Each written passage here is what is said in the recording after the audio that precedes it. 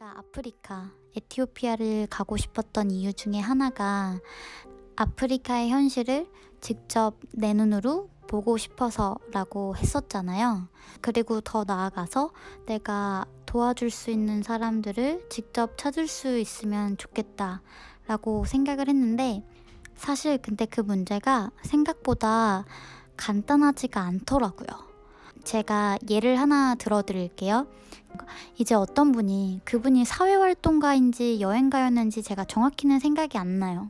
이제 그분이 에티오피아 사람들을 도와주고 싶어서 선글라스 회사랑 이야기가 돼가지고 그 선글라스를 협찬을 받아서 지원을 받아가지고 그 선글라스 회사에서 그걸 이제 다 들고 에티오피아에 간 거예요. 아무래도 그 햇볕이 있는 곳에서 작업을 하려면 선글라스가 있으면 좋잖아요. 그런데 이제 에티오피아 사람들이 그걸 다 살 수 있는 건 아니니까 이제 그 생각에 선글라스를 가져가신 것 같아요.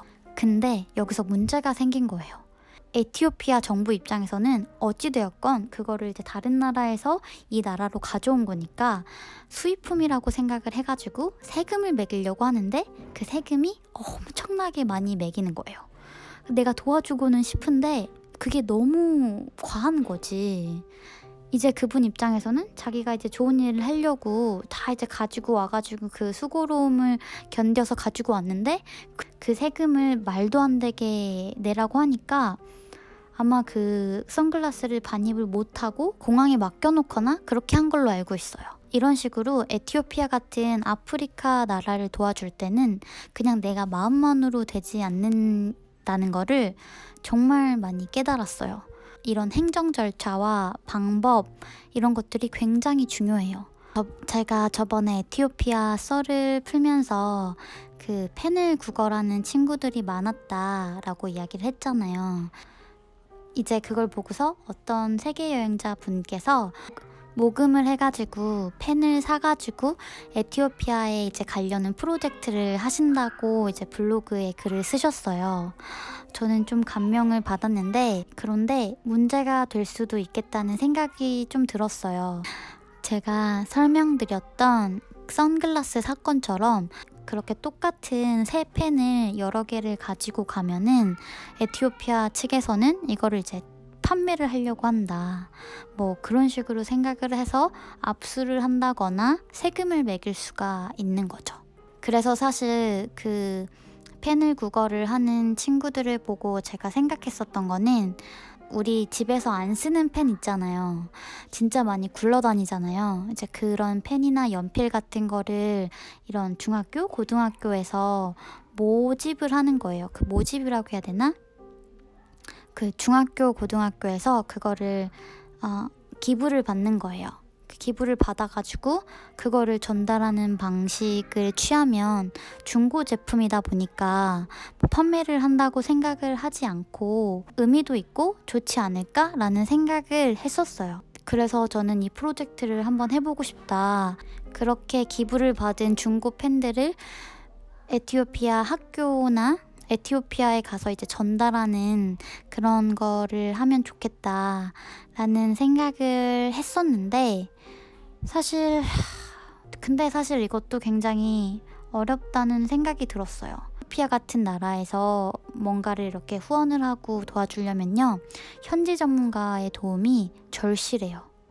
현지 분위기와 사정을 잘 아는 사람의 도움을 받지 않으면 이거는 마음만 앞서는 경우가 되어서 오히려 안 좋은 결과를 초래할 수가 있어요. 예를 들면 아무리 도와준다고 하더라도 그것은 자원이고 그 자원은 한정되어 있잖아요. 그럼 어떤 사람을 도와줄 것이며 그 사람을 도와준다고 했을 때 다른 사람들이 질투나 시기를 하지 않을지, 그게 더 나아가서 그 사람들의 불화를 일으킬 수가 있거든요. 그래서 현지 사정을 잘 아는 사람들의 조언과 도움이 정말 많이 필요해요. 네, 안 그러면 정말 더 안 좋은 결과를 일으킬 수가 있어요. 이와 관련해서 에티오피아에서 또 경험한 거를 하나 이야기를 드리자면, 달롤 지형에서 그 가이드랑 같이 맥주 한 잔을 하면서 이야기를 하고 있었어요. 그렇게 투어리스트들이 오면은 그 동네 친구들이 막 몰려요. 동네 꼬마아이들이 몰리는데 조그만한 아이가 제 옆에서 계속 저를 이렇게 사르르르 만지는 거예요. 그냥 막 이렇게 엄청 귀찮게 하는 것도 아니고 사르르르 만지면서 속삭이더라고요. 초콜리스트 이러는 거예요. 그래가지고 너 이름이 뭐야? 그랬더니 초콜리스트라고 그러는 거예요. 그래? 그러는데 계속 초콜리스트 그러는 거예요. 저는 가이드랑 계속 있었으니까 가이드랑 이야기를 하고 있으면 사르르르 만져가지고 뒤 돌아보면 말똥한 눈으로 쳐다보면서 초콜리스트 이러는 거예요. 네, 가이드한테 초콜리스트가 뭐예요? 라고 물어봤더니 초콜릿이야. 아마 다른 투어리스트들이 와서 초콜릿을 줬던 것 같아. 근데 주면 안 돼. 라고 이야기를 하시더라고요. 그게 더 문제를 크게 일으킨다고 이야기를 하셨어요. 어린애들이 못 모르고 초콜릿 하면 계속 주니까 계속 그렇게 하는 거라고. 이 친구들은 백인이 다 부자인 줄 안다고. 근데 그게 아니잖아 라고 이야기를 하시더라고요. 그 가이드 이름이 요하네스였는데 사실 요하네스가 저는 조금 맞는 부분도 있다고 생각을 했어요. 요하네스 입장에서 생각해보면 더더욱 그렇죠. 그렇게 동정하는 아이들을 도와주면 당연시 여기는 아이들이 많아질 거고 그러면은 동정하는 아이들이 점점 많아지겠죠? 그렇게 쉽게 무엇인가를 얻을 수 있는 것을 안 친구들이 뭔가 다른 걸 하려고 하지 않을 거잖아요? 그렇게 동정하는 사람들이 많아질 거고 그렇게 동정하는 사람들이 많아지면 아무래도 여행객들한테는 피해가 많이 가겠죠. 그렇게 단순하게 생각해도 요하네스 입장에서는 동정하는 아이를 그냥 도와주는 것은 옳지 않은 게 되는 거예요. 근데 진짜 이거에 대해서 정말 많이 생각을 해봐야 된다고 생각이 들었어요. 그때 제가 찾아본 기사가 있었는데 빈곤에 관한 충격적인 연구 결과가 있다. 아프리카의 빈곤한 마을들을 돕자는 취지로 벌이고 있는 자선 활동들이 실제로는 사람들을 더욱 빈곤하게 만든다는 연구 결과다. 브리스톨 대학의 교수들에 따르면 자선활동 차원에서 시골에 식수 공급 시스템을 향상시키게 되면 이것이 시골 지역의 인구 증가로 이어지고 이렇게 늘어난 아이들은 일자리를 찾아 도시의 빈민 지역으로 흘러 들어간다. 일거리는 제한돼 있고 사람만 늘어가게 되는 것이다. 에티오피아의 도시들은 앞으로 40년간 인구의 40%가 증가할 것으로 예상되고 있다. 에티오피아는 현재도 세계에서 가장 낙후된 국가 중 하나이다. 늑대에게 쫓기는 사슴이 불쌍해 늑대를 소탕한 것이 다시 사슴에게 재해가 된 미국의 사례처럼 사람들의 빈곤 역시 동정에 의한 자선만으로 해결될 수 없는 복잡한 성격을 띠고 있다.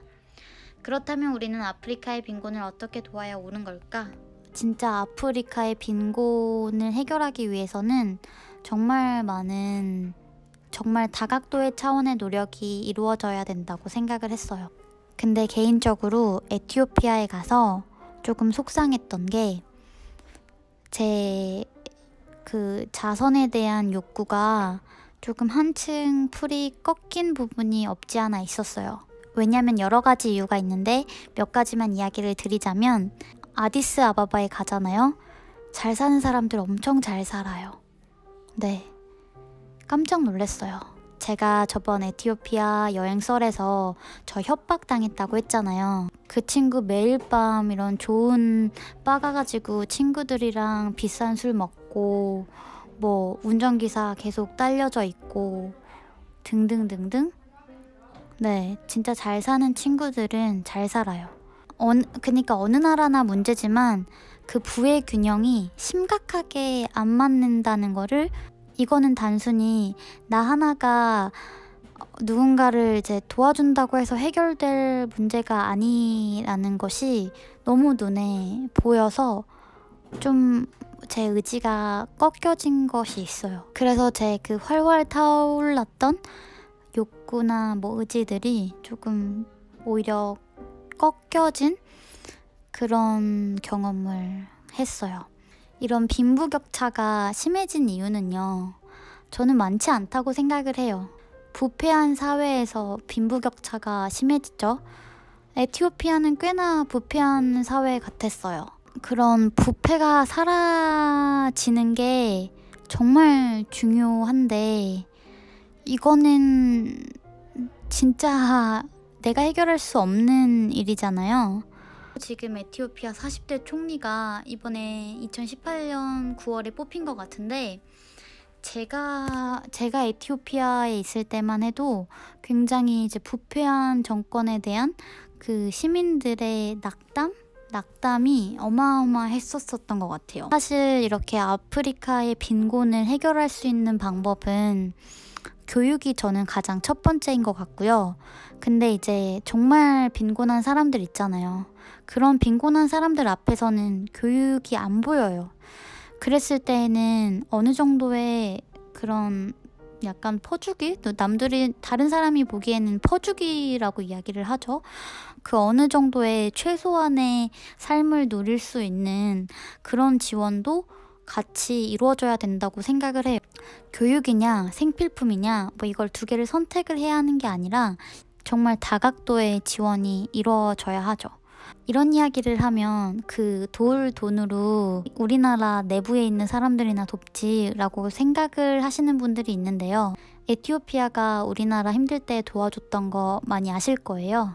우리나라가 힘들 때 다른 나라가 우리나라 도와주지 않았더라면 우리나라 이렇게 살 수 없거든요. 그런 차원에서만 보더라도 아프리카에 지원을 하는 것이 비난을 받아야 하는 대상이라고 생각을 하지 않고요.